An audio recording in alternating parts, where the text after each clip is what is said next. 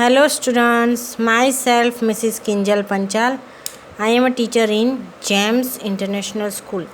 Students of Standard 6, subject SS. Listen carefully students, okay?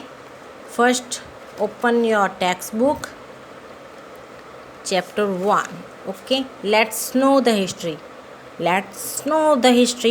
So we have complete our 2 page okay हमारे 2 page complete हो चुके हैं. हाँ ये right it okay this page. So now I will start from okay so now I will start from coins. Okay coins means सिक्के जो होते हैं ना, उसके जरिए हमें हिस्ट्री के बारे में बहुत कुछ पता चलता है. ओके तो अब पहले मैं यहाँ रीड करूँगी, फिर आपको हिंदी में एक्सप्लेन करूँगी. Okay first I will read in English, then I will speak in Hindi. Okay I will explain in Hindi. Coins are also an important source to know about history. We get information about name of king, his religion, culture and time from these coins. Coins एक history के बारे में जानने में coin का जो हिस्सा है वो भी बहुत इम्पोर्टेंट है. ओके कॉइन्स के जरिए भी हमें हिस्ट्री के बारे में बहुत कुछ पता चलता है. हमें बहुत कुछ पता चलता है कि राजा के नाम क्या होता है, फिर उसका रिलीजन क्या होता है, कल्चर उनका कैसा था उसके टाइम में. Okay punchmark coins of 5th BC have been found in India which is the oldest coin. Other than this gold, silver and copper coins of Greek kings, Mauryan age, Gupta age have been found. They give us information about their social, religious, economic and political structure of that state. अब punch mark coins कैसा होता है कि coins होता है, फिर उसको metal का कोई चीज़ होती है, उसको यहाँ पंच करके वहाँ प्रेसिंग करके मेटल का जो होता है प्रेसिंग करके उसको मार्क लगाते हैं, मार्क बनाते हैं यानी निशान करते हैं. अच्छे अलग अलग तरीके के हर एज में अलग अलग तरीके के राजा होते हैं, तो वो राजा अपने हिसाब से अलग अलग तरीके के कॉइन्स बनाता है. ओके उसमें ये पंचमार्क कॉइन से सबसे ओल्डेस्ट कॉइन है. ऐसे तो वो पंचमार्क भी है, लेकिन गोल्ड कॉइन भी है, सिल्वर कॉइन भी है, कॉपर कॉइन भी है. वो सब ग्रीक राजा है. मौर्य एज में, ग्रीक राजा थे ना, वो मौर्य एज, गुप्ता एज, वो सब में हमें मिला है. फाउंड मीन्स मिलना. ओके फाउंड मीन्स मिलना. और उसके ज़रिए हमें बहुत सारी इन्फॉर्मेशन मिलती है उन लोगों की सोशल, रिलीजियस जो लाइफ थी, इकोनॉमिक कैसा था, पॉलिटिकल स्ट्रक्चर कैसा था, उन सब का. ओके तो सब कॉइन्स के ज़रिए हमें बहुत सारी इन्फॉर्मेशन मिलती है. ओके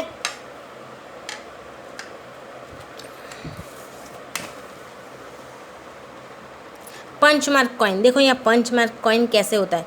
तो punchmark coin, the coins created by pressing metal pieces in the mould are called punchmark coins. Metal का जो पीस होता है उसको मोल्ड में प्रेस करके देखो बनाते पंचमार्क कॉइन्स. अभी मैंने बताया ना पहले ही कि पंचमार्क कॉइन्स कैसा होता है, प्रेस करके बनाते हैं मेटल.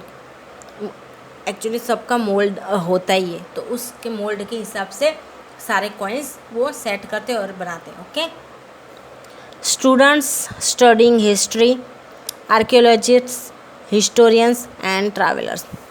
स्टूडेंट्स जो हिस्ट्री के बारे में स्टडी करते हैं वो तो का तो आर्कियोलॉजिस्ट बोले जाते हैं, हिस्टोरियंस बोले जाते हैं, या तो ट्रैवलर्स. एक्चुअली ऐसा नहीं है, पर यहाँ के उनको क्या हिस्ट्री के बारे में जो स्टडी करते हैं उसको क्या बोलते हैं, आर्कियोलॉजिस्ट करते हैं, या तो हिस्टोरियंस बोलते हैं, या तो फिर वो हर जगह घूम के भी हिस्ट्री के बारे में पता करता है. Okay travellers. History means information given by archaeologists about past of human society on the basis of research. They go to excited places and dig out the houses, coins, bricks, stones, implements, sample of food, bones of man and animals, etc., and study them and make us aware about culture of man of that time. History means क्या होता है? History means ऐसी information जो archaeologist के द्वारा हमको उस ज़माने में बहुत सारे रिसर्च करके उस ज़माने के पास्ट में जो ह्यूमन की सोसाइटी, इंसान का जो सामाजिक जीवन था वो कैसा था उसके बारे में हमें इंफॉर्मेशन देता है। और वो लोग क्या कहते हैं, अलग अलग एंसाइंट प्लेसेस मीन्स प्राचीन जो प्लेसेस होते हैं, they go to ancient places means प्राचीन जो पुराने जो प्लेसेस होते हैं, जगह, प्लेसेस मीन्स जगह, जहाँ जगह ऐसी होती है वहाँ जाते हैं, फिर खुदाई करते, डिग आउट मीन्स खुदाई करते, फिर खुदाई करके ऐसी जगह कि जहाँ कोई रहता नहीं हो, वीरान जगह हो, तो वहाँ क्या थोड़ी सी खुदाई वुदाई करके कुछ मिलता है उन लोगों को। कहीं पर कॉइन्स मिलते हैं, कहीं पर उनको आइडल्स मिलते हैं, कहीं पर ब्रिक्स ऐसे पुरानी मिल जाती है। यानी बहुत साल पहले की वो एज की जो जिस एज में कोई राजा ने वहाँ गाड़ के रखी है या वहाँ कुछ हुआ होता है, तो क्या अंदर ज़मीन के अंदर वो अवेलेबल होता है, ये कुछ ना कुछ तो मिल ही जाता है सोर्स। ओके, तो बॉन्स होते, स्टोन्स होते। बॉन्स कैसे कि एनिमल्स और मैन होते, उस टाइम में कोई मर गया और उसको गाड़ दिया है नीचे ज़मीन में, तो उसके बॉन्स के जो सोर्स होते हैं थोड़े से बच गए होते हैं, तो वो भी हमें मिल जाते आर्कियोलॉजिस्ट को। ओके, और उसके ज़रिए वो लोग ये सब के जो स्टडी करते हैं उस पर वो मिल जाता है, तो फिर उस पर स्टडी करते हैं आर्कियोलॉजिस्ट जो होते हैं, उस पर स्टडी करते और स्टडी करके हमें अवेयर मीन्स जागृत करते कि उस टाइम में इंसान का जो कल्चर था वो कैसा था, वो लोग कैसे रहते थे, कैसा क्या करते थे। Okay, man has been wandering from one place to another since ancient times. Many travelers have visited other countries to note life of people there. From the travel details of such travelers, we get information about the history and culture of a country. It includes travelers like Megasthenes, Pliny, Fahian, Huansang. अब man इंसान कैसा था? Wandering means घूमना, wandering means भटकना, घूमना। Okay, यानी उस time में एंसेंट टाइम मीन्स प्राचीन पुराने समय में कैसा था?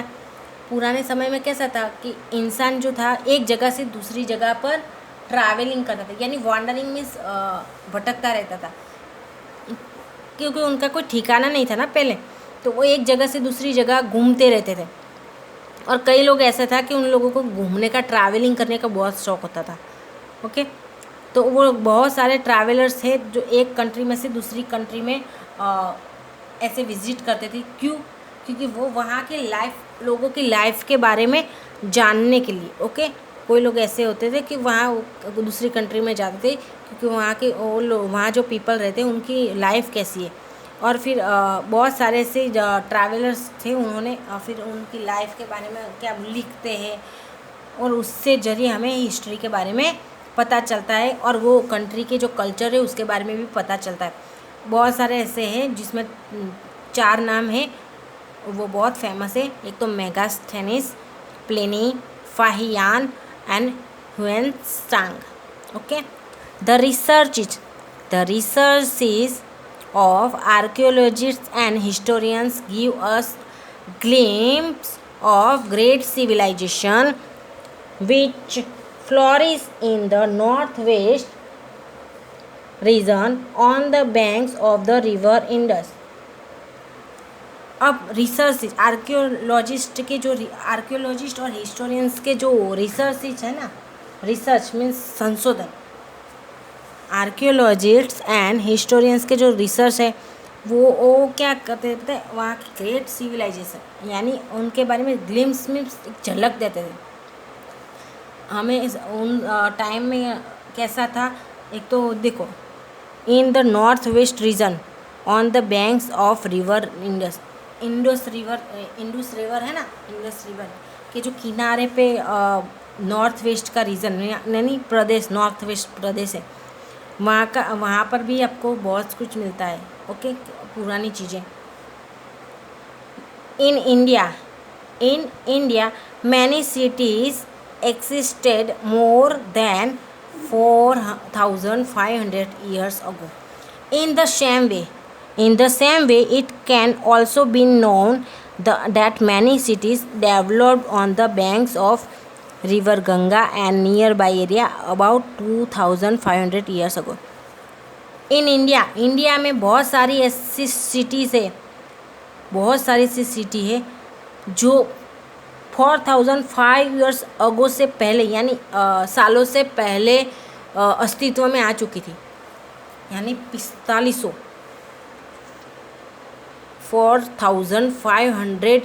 साल पहले बहुत सारे ऐसी सिटीज़ है, शहर जो अस्तित्व में पहले भी थे, उनका अस्तित्व था। और उसी तरह ये गंगा रिवर है, गंगा रिवर का जो किनारा है ना, बैंक ऑफ रिवर गंगा में, गंगा रिवर है ना, अपने रिवर गंगा, गंगा नदी के जो किनारा है ना, उस पर भी जो भी सिटी हुई है ना, वो भी वहाँ पर भी बहुत सारी सिटियाँ ऐसी हैं जो जानने में आया कि 2,500 ईयर्स पहले डेवलप हुआ है वहाँ, यानी बहुत पुरानी है गंगा। वैसे भी ऐसा माना जाता है कि गंगा रिवर है वो बहुत पुरानी है, और उसके आसपास का जो भी एरिया है, वहाँ की जो भी सिटी है, वो भी बहुत पुरानी है। All these tools give us information about customs, food, attire, technology, and culture of people of that time.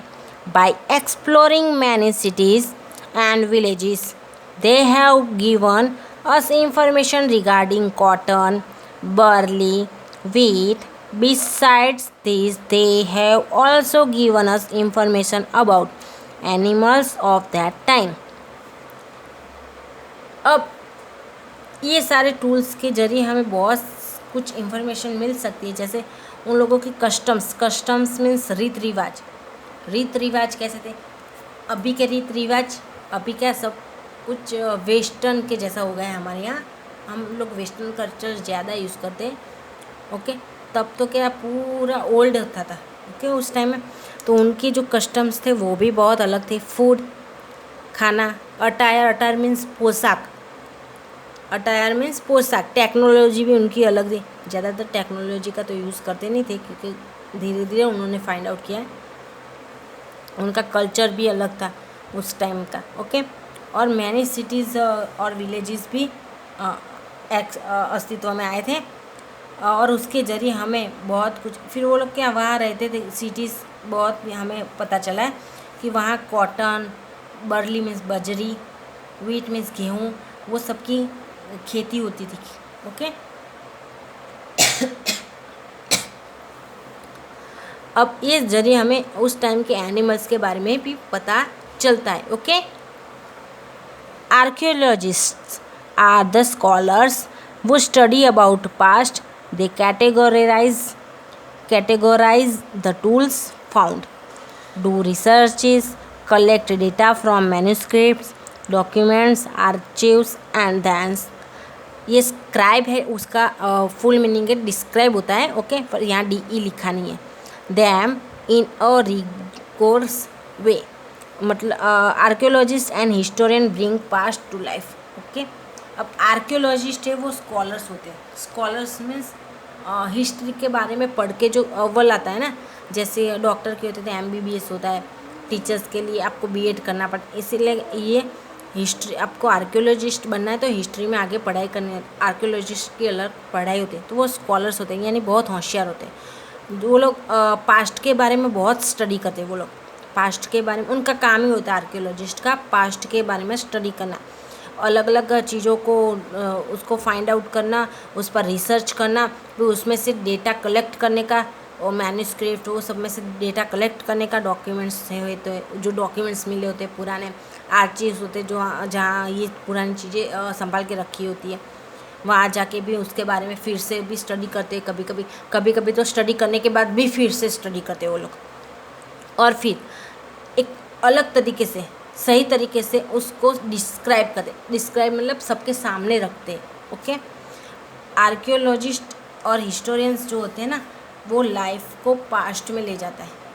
Okay, name of the land, name of the land, we know our country by two names, India and Bharat. The word India is derived from Indus, which is called Sindhu in Sanskrit. People of ancient Iran and Greece were familiar with the Indus River. They came into contact with this region 2006 years ago. Okay? तो हम जानते हैं कि हमारा country है वो दो नाम से जाना जाता है, एक तो इंडिया और दूसरा है भारत। ओके, हम भारत भी बोलते हैं। तो हमारा इंडिया है, हमारा कंट्री जो दो नाम से जाना जाता है, इंडिया और भारत। उसमें भी वर्ड इंडिया है। इंडिया, जो इंडिया नाम है ना, वो कहाँ से हमें मिला है, डिराइव्ड हुआ है, इंडस रिवर होती है ना, इंडस नाम से इंडिया हुआ है। ओके, तो वहाँ से हमें मिला है, प्राप्त हुआ है, मिला है। ओके, डिराइव्ड मीन्स प्राप्त होना। तो इंडिया वर्ड है वो हमें इंडस रिवर में से, इंडस के नाम से हमें मिला है। ओके, और जिसको एक तो संस्कृत में क्या बोलते हैं, उसको सिंधु भी बोलते हैं। Okay, which is called Sindhu in Sanskrit, Sanskrit में इंडस को क्या बोलते हैं, Sindhu. Okay, people of ancient, Iran में और ग्रीस में जो पुराने लोग थे, प्राचीन काल के लोग, वो क्या से दोनों इंडस रिवर के साथ फैमिलियर थे, यानी उनको इंडस रिवर के साथ फैमिलियर थे। जैसे हम लोग इंडिया में गंगा को पवित्र मानते और गंगा के साथ हमारा फैमिलियर है, उसी तरह ईरान और ग्रीस वाले लोग हैं ना, वो इंडस रिवर के साथ फैमिलियर थे। और वो लोग एक दूसरे के कनेक्ट में आते थे। कौन से 2006 ईयर्स अगो पहले से ये दोनों एक साथ कांटेक्ट में आए थे। The Iranian called the Indus river Hindus and the people of Greece called Indus. Okay, तो ईरान एंड ग्रीस। ओके, ये रहा। तो द ईरान में जो रहने वाला होता है उसको ईरानियन बोलते। ओके, ईरानियन इंडस रिवर को इंडस हिंदोस बोलते थे, इंडस रिवर को क्या बोलते थे, हिंदोस। और पीपल ऑफ ग्रीस लोग उसको क्या बोलते थे, इंडस ही बोलते थे। ओके, इंडस ही, सिर्फ ईरानियन लोग हिंदोस बोलते थे। They knew the east bank of the river as India, they knew the east bank of the river as India. We know about the name Bharat from Rigveda.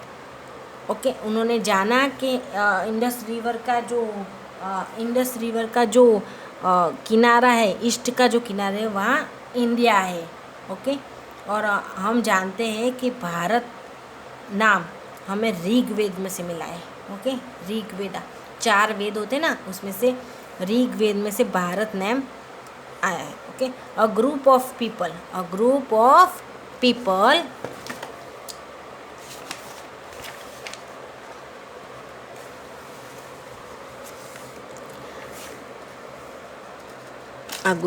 People named Bharat came to settle in northwest India. It is from their name that our country name to be known as Bharat. This group is also mentioned in the early work of Sanskrit like Rigveda. अब जो भारत के नाम से जानते हैं वो group settle कहाँ हुआ है, नॉर्थ वेस्टर्न इंडिया में। ओके, जो भारत नाम से जानते हैं ना, जो सब इंडिया को भारत नाम से, वो लोग इंडिया में नॉर्थ ईस्ट का जो हिस्सा है ना, वहाँ सेटल हुए। और दूसरे जो है वो इस तरफ सेट हुए। वो लोग ज़्यादातर उनका नाम क्या, भारत, और अपने कंट्री को भारत के नाम से ही जानते हैं। ओके, और ये ग्रुप है, उन्होंने ही संस्कृत का जो काम होता है पहले किया है, जैसे ऋग्वेद उन लोगों ने ही बनाया। डेट लाइन होता है, ओके, ये रहा, यानी बिफोर ऑफ BC होता है, जो before of BC means before Christ, okay. Time is very important in history. Time is very important in history. Events can be written along with time and place. We can relate time with date, month and year, such as July 20, 2018, Friday. As per it, time is associated with birth of Jesus Christ. Birth of Jesus Christ, founder of Christianity, has been associated with deadline. We call it Anno Domini, which means years after birth of Jesus Christ. जैसे example है 2000 AD means, AD means 2000 years, यानी Jesus Christ के birth के बाद 2000, okay, यानी 2000 years after birth of Jesus Christ का जो birth हुआ उसके बाद 2000 साल पहले बाद। Similarly BC means before Christ, means years before birth of Jesus Christ. Example 2000 BC, यानी means 2000 years before birth of Jesus Christ, okay. तो टाइम भी एक बहुत इम्पोर्टेंट है हिस्ट्री में। टाइम तो बहुत ही इम्पोर्टेंट है। जो घटनाएं बनती है वो क्या टाइम के साथ और प्लेस के साथ लिखा जाता है, okay.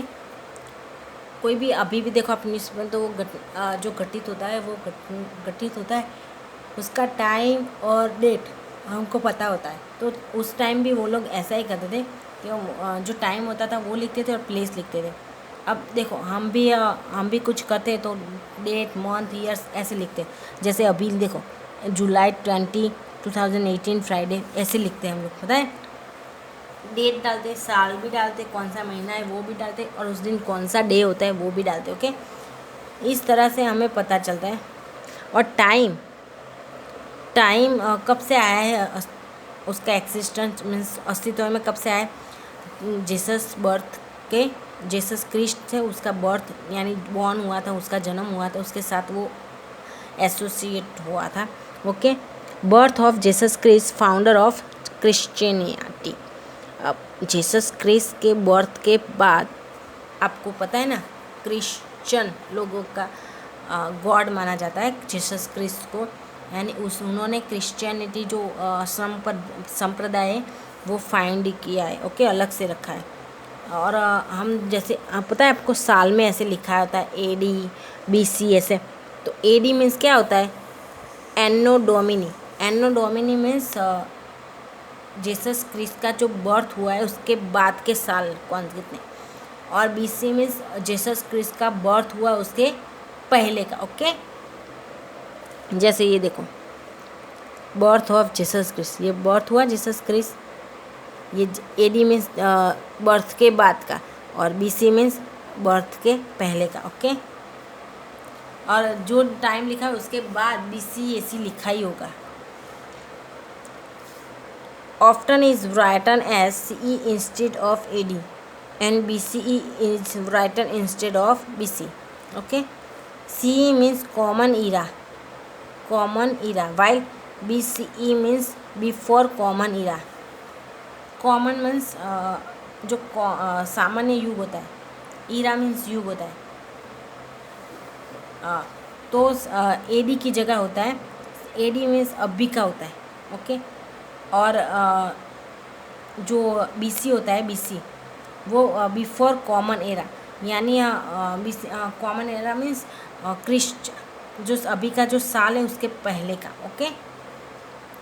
S Christianity is associated with most nations of the world. We use the same deadline in India as in many nations. Christianity की जो ये डेटलाइन उन्होंने बनाई है वो इंडिया में ही नहीं पर यूज़ करते, ये बाकी बहुत नेशन जो राष्ट्र है वो भी यूज़ करते, okay. In many cases the word BP is also used, which means before present. बहुत सारे केस में बीपी लिखा जाता है। इसका मतलब है बिफोर प्रेजेंट, यानी प्रेजेंट के पहले, यानी past. Before Christ, AD anno, anno domini, bare sleeve, thin inner, ये तो आपको करना नहीं है। हाँ स्टूडेंट्स, मैं आपका ये कंप्लीट हो चुका है। सॉरी, एक सेकंड, आपका ये यहाँ कंप्लीट हो चुका है। ओके, मैंने एक्सप्लेन कर दिया है।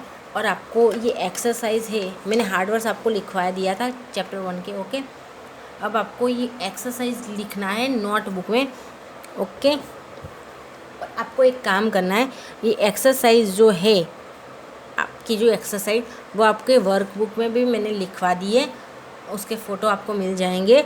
तो आपको उसमें से देख देख के लिखना है, तो मुझे यहाँ अभी लिखवाने की ज़रूरत नहीं है। ओके, तो आप वर्कबुक में से फिल करके आप नोटबुक में एक एक्सरसाइज भी लिखना। भले आपने ये वर्कबुक में लिखा है 4 क्वेश्चंस, वर्कबुक में है चारों क्वेश्चन, ये भी है और ये भी है वर्कबुक में, पर आपको नोटबुक में चैप्टर 1 कंप्लीट होगा। सिर्फ अकेले हार्ड वर्ड्स लिखने से कुछ नहीं होता। ओके, तो आपको एक्सरसाइज भी कंपलसरी लिखना पड़ेगा, तो आपको ये सारे लिखना है। Okay, bye.